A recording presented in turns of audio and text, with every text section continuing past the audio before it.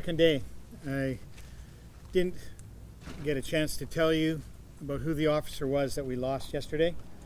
And so I so appreciate the fact that you're here and to give me the opportunity to talk about Constable John Davidson of the Abbotsford Police Department.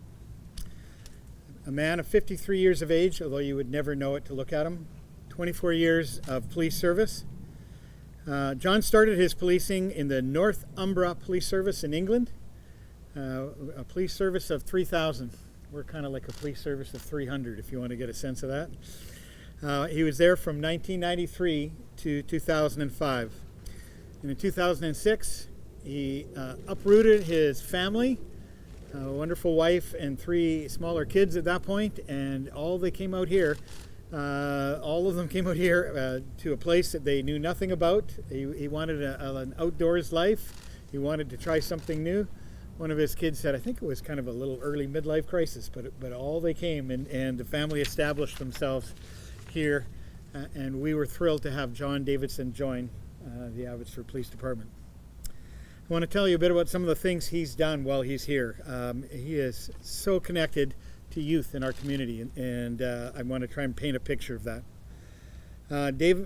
John became very concerned about the number of car crashes when he was in our community policing office. That was affecting young lives. You know what it's like when a teenager gets behind the wheel and a little bit of liquor or a little bit of party enters into it, and a horrible tragedy occurs. And he did this school crash prevention program where he brought in a young girl who had lost her sister in a horrible car accident, and they talked to all the kids in all the high schools about how they were going to handle their grad and how they were not going to do the same thing. In 2012, John worked with Constable Carrie DeRoche, both in school liaison, and they created a 18-minute video called Operation X, which you can still find, I'm sure, on our website, about the dangers of ecstasy. They took that 18-minute film into every high school, bringing with them the young girls who had lost one of their friends to an ecstasy overdose. And sometimes in some of those presentations, even the parents. And I was present for those, and they were truly moving. It was a great video, but a great presentation, a great impact on students where we're trying to keep kids alive. They actually won a Provincial Crime Prevention Award for that work. We do a junior police academy, and when John was in school liaison, he was the guy who ran the junior police academy during spring break and took these young people who were considering becoming police officers and showed them the ropes and gave them a taste of what it is we do. Just such a cool thing that he did. Later, John was transferred to traffic, applied for and accepted into traffic, and was outstanding there again. So you're aware of the Alexa Awards. You've covered that, I know, as media. The Alexa Awards are given to police officers who do at least 12 impaired investigations in the year, taking drunk drivers off the road. Well, not once but twice he was on the Alexa team. Not once but twice he made the all-star Alexa team, where he took more than 25 people off the road each year in impaired investigations. I want to talk a little bit. I had the chance to have breakfast with John, to talk to John, to know John a little bit. I remember I was he was working at MEI, one of the schools here in Abbotsford, and they were having Terry Fox Run Day. And so John showed up, and I watched him, and he went out for a run with the first group of kids, and I went, wow, they were gone, and came back after a number of kilometers, and he went, okay, and the next group came up, and he ran off with the next group of people, and then he ran off with the next group of people, and I was dying looking at him, but he just, boom, did all those runs with all those kids, one after the other. My last real opportunity to shake John's hand happened on September 29th.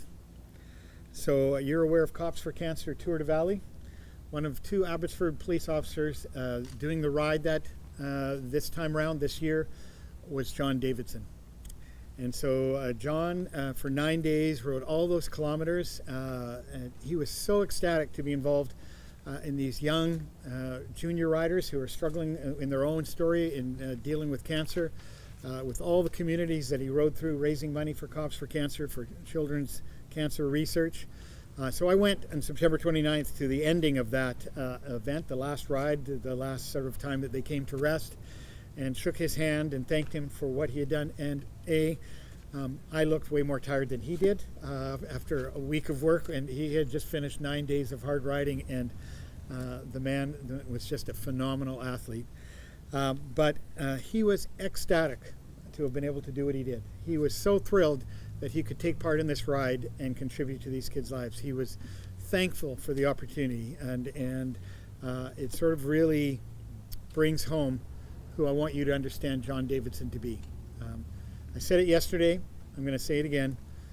John Davidson is my hero. He's this community's hero. We train our police officers, we ask our police officers that when somebody is putting people's lives at danger, when there's an active shooter, we no longer wait for cover, we no longer set up teams. The first person in goes. John Davidson was the first person in, and away he went, and he died protecting you and me. Thank you for coming.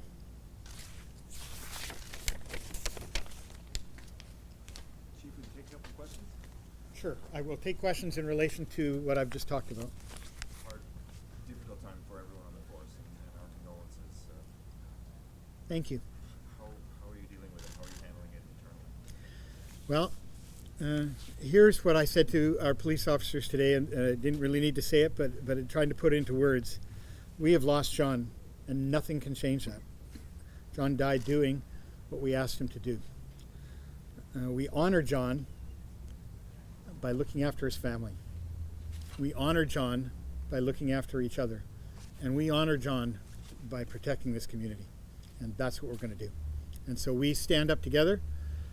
There are officers hurting, officers who were there trying to save his life, officers who had to put their lives at risk in confronting this gunman. That was a horrific takedown that they managed to do within a minute or two of this murder. Those officers are also my hero today, but the officers that also stepped in and did the investigation in the middle of that. This department is amazing. We're hurting. We have people down on one knee.